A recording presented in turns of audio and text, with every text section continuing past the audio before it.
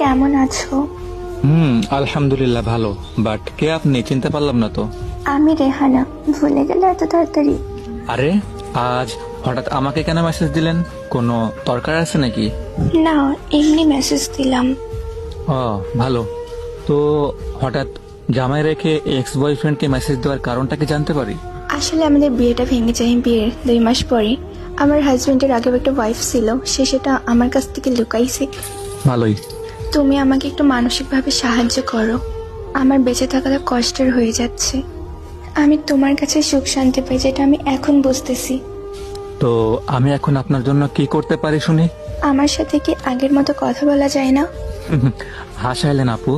আপনার মতো লোভী মেয়ের সাথে আবার কথা, দ্যাট এইটা জাস্ট কল্পনাতেই সম্ভব, বাস্তবে না। এমন বলো না, আমার খুব কষ্ট হয়। আপনার কষ্ট হইলেই কি না হইলেই কি, তাতে আমার কিচ্ছু